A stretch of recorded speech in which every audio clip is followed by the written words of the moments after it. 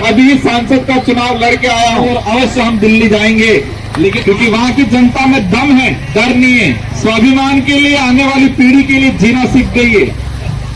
हमारे महापुरुषों ने, पूर्वजों ने देश को इसलिए नहीं आजाद कराया था कि आपका वोट 100, 500 रुपये, 1000 रुपये में बेच देना, इसलिए नहीं आजाद कराया था। इस वोट की कीमत 500, 1000 रुपया नहीं है, इसकी कोई मूल्य नहीं है इसका कोई। ये आपका भविष्य, आने वाली पीढ़ी का भविष्य तय करता है। कई लोग सोच रहे होंगे कि नई नई पार्टी आई है, क्या होगा क्या नहीं होगा। सोच पे निर्भर करता है कि हम कितना सोचते हैं। जो जितना ज्यादा सोचता है, जितना बड़ा सोचता है, इतना बड़ा करके दिखाता है।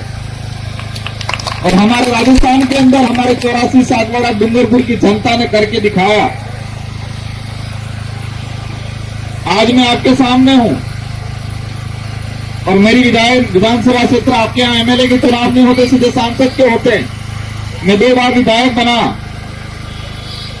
और अभी सांसद का चुनाव लड़के आया हूं और दम खम के लड़के आया हूं और अवश्य हम दिल्ली जाएंगे। लेकिन आप ही आज तय करके बताओ कि दिलीप भाई खुराड़ा को यहां से भेजोगे कि नहीं भेजोगे? पक्का दिल से भेजोगे? हमारे वहां की जनता ने तो रगड़ा निकाल दिया है उनका। मोदी जी आए थे, मेरे सामने जो बीजेपी का उम्मीदवार खड़ा हुआ था, उसके समर्थन में मोदी जी आए थे। और आपने सुना होगा कि वहां पर मोदी जी आके इतना बौखला गए थे कि क्या बोल के गए, वही पता नहीं। पूरे देश में विवाद हो गया बांसवाड़ा के अंदर, क्योंकि वहां की जनता में दम है, डर नहीं है। स्वाभिमान के लिए, आने वाली पीढ़ी के लिए जीना सीख गई है। यहां के युवा साथियों को देखा मैंने और यहां पर भी युवा साथियों को देख रहा हूं मैं। इस देश को आजाद कराने में युवाओं का बहुत बड़ा योगदान था। युवाओं का बहुत बड़ा योगदान था और अब ये वक्त है दादरा नगर हवेली का भविष्य तय करने में युवाओं का बहुत बड़ा योगदान होना चाहिए। हमारा समय, हमारी एनर्जी क्रिकेट में, बॉल फोन में ही नहीं गंवानी है, इंस्टाग्राम या फेसबुक पे नहीं गंवानी है। आज का जो समय है, आज की जो युवा पीढ़ी है, वो आने वाला भविष्य तय करने का काम करने की जिम्मेदारी आप लोगों के हाथ में। परिवर्तन लाना है। दादरा नगर हवेली की जो परिस्थितियां देख रहे हैं हम, इतना बहुत कुछ होने के बावजूद यहां के लोगों की स्थिति खराब है। इतना कंपनियां, इतना राजकोष इकट्ठा हो रहा है, वो पैसा कहां जा रहा है? आज स्कूलों की स्थिति खराब है। यहां पर आप जिन बच्चों के लिए रात दिन मेहनत करते हो, हमारी कई माताओं के गोद में आज बच्चे हैं, उस बच्चे के लिए आप मेहनत करते हो रात दिन, उस बच्चे को पालने के लिए, उसको बड़ा करने के लिए, उसको पढ़ाने के लिए।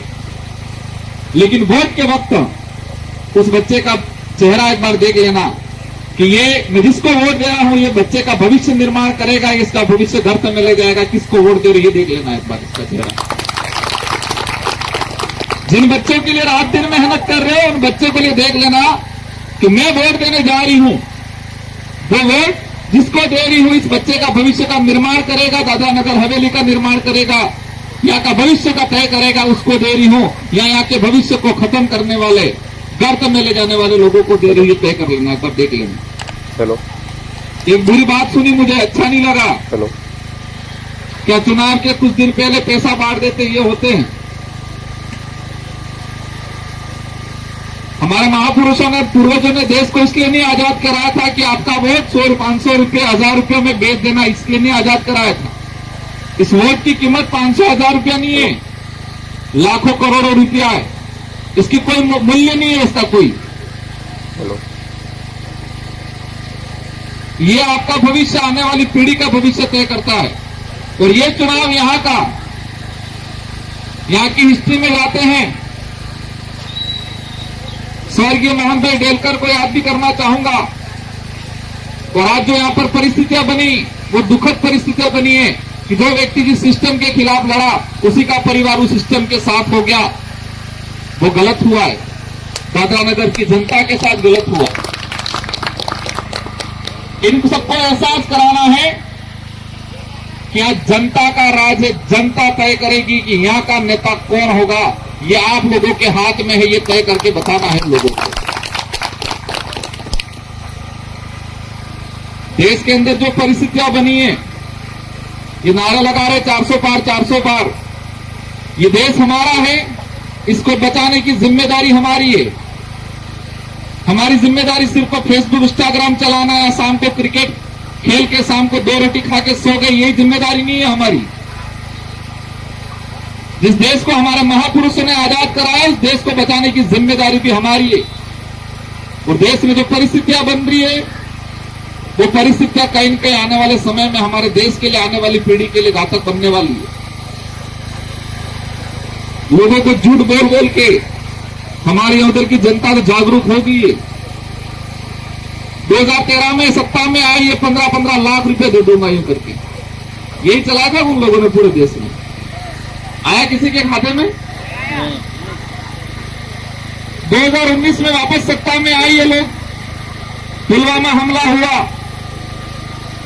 मैं इस अवसर पर इसलिए बात बताना चाह रहा हूं कि जब तक हम थोड़ा इतिहास नहीं जानेंगे, तब तक हम भविष्य का निर्माण नहीं कर पाएंगे। 2019 के अंदर सत्ता में इससे पहले पुलवामा हमला हुआ। इन लोगों ने प्रचार किया पूरे देश के अंदर कि इस बार देश में शहीद हुए सैनिकों के नाम से वोट दो।